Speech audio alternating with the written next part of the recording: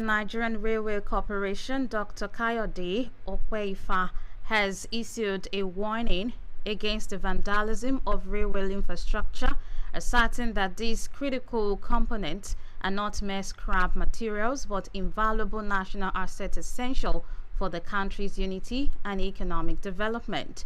In an interview on a popular television program today, Okwefa emphasized the significance of the railway system beyond its immediate transportation function, highlighting its role in binding the diverse Nigerian populace.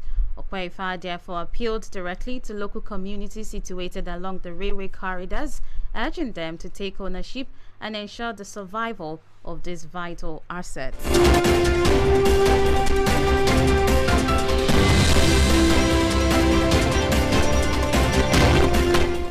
Constitutional lawyer Professor Mike Ozekume has cautioned that Nigeria is veering dangerously towards authoritarianism, warning that the country could morph into one-party state if current trends continue unchallenged. Ozekume, who stated this today, sounded the warning over what he described as a growing erosion of political diversity and ideology identity in Nigeria's democratic space. The legal luminary also condemned the escalating pattern of political defections and opportunistic party switching, branding it as a symptom of weak ideology foundations among the nation's political elite.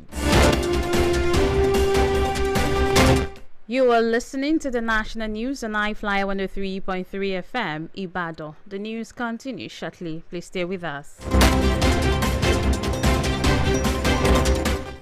You're welcome back, and now to the pay-setter state. A former governor of Oyo State, Oba Rashidi Ladoja, has declared that the proposed rotational chairmanship of the Council of Obas between the Olubadan of Ibadan land, Alaafin of Oyo, and Shoun of Ogbomoso is the best. Recall that the State House of Assembly recently passed a bill for rotational. This declaration while addressing newsmen who visited him at his Ondo Street residence in Ibadan, noted that those who are opposing the bill, which has been passed into law, are ignorant of history. Ladoja expressed that those criticizing inclusion of Olubadan and Shoun as co-chairman of the council are doing that in vain, adding that Olubadan and Ibadan land has 11 local governments which cannot be compared to other zones in the state. And still in the pay-setter state, the Alaafin of Oyo, Oba Bimbola Owade, has refuted reports of a rift between him and the Oni of Ife, Oba Adeyeye Ogunwusi. According to reports, Oba Owade's recent visit to the Oluwo of Iwo has triggered widespread insinuations on social media, with many interpreting the gesture as a snub on the Oni of Ife.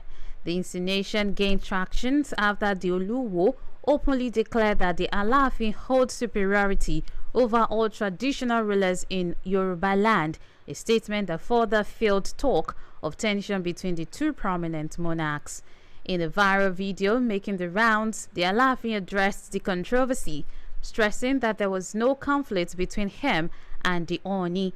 He noted that a visit to the Oni was initially part of his planned itinerary, but had to be rescheduled.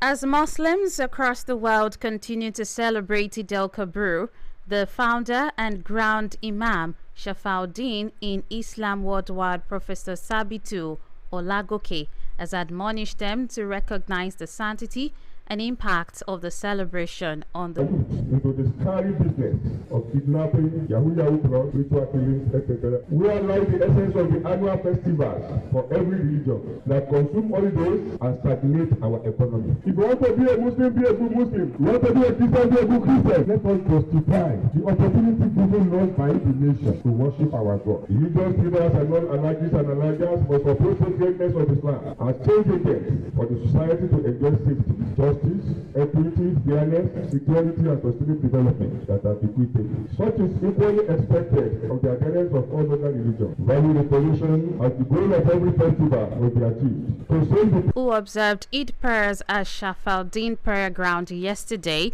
expressed gratitude to Allah for witnessing this year's celebration, stressing the importance of the occasion, and urged Muslims across the world to stay contented and always show gratitude to Almighty for His unending mercy over them and their families. This is a very great opportunity for us to be alive to witness another Eid celebration. We really appreciate Allah, and we hope that by next year we will have attained greater heights. We thank God still, though the finances and the situation of the country has not really helped, and the inflation rate has really increased a lot of things, such that some people have even pulled out of killing ram, those that even kill ram every year. But a lot of people opted for the cow this year to divide between 5-6 people or so, just to cut costs. My advice to Muslims around the world is that we should always do it according to what Allah has said. Well, if we live according to what Islam has prescribed for us, we will have a very peaceful life. Actually, this year is amazing because, like somebody like me, yes, last year I'm happy to be a single, but this year I give